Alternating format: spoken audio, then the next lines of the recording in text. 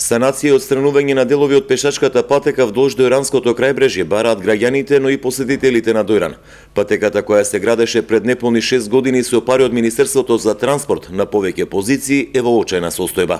На потегот од пазарот па се до Мардаја или е уништена или е под вода. Тврдат дека тоа е резултат поради лошо проектираните и изведбени работи, но и природните услови. Обавезно треба да се направи. Ако не се направи, ништо не сме направиле, да ти кажам. Дојран лити, ама да е понавака и погоре, ама сега така го направи. Значи треба се отстрана цела.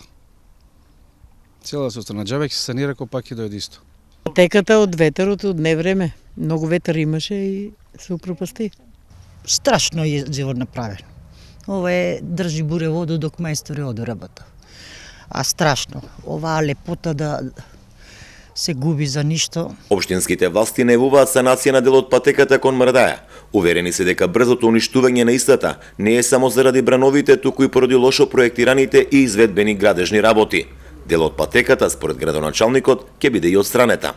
Тоа е поради надоаѓањето на самата вода, меѓутоа и поради, мора да напоменам дека е изработката на самата патека направена на многу неквалитетен начин и тоа придонесува за рушењето. Сега во овој момент се планира нејзино санирање до таму кај што може, а надоле поголемиот дел планираме и да го разрушиме и да отвориме повише плацеви за отварање на плажи.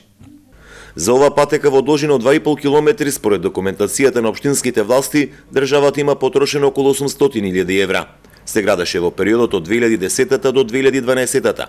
Според тендерот, Виот Вевчани е изведувачот, а сама компани бил одговорен за надзорот на работите.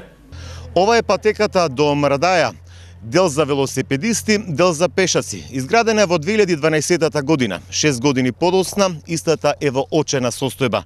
На неколку позиции оваа патека, вредна околу 800.000 евра, е уништена.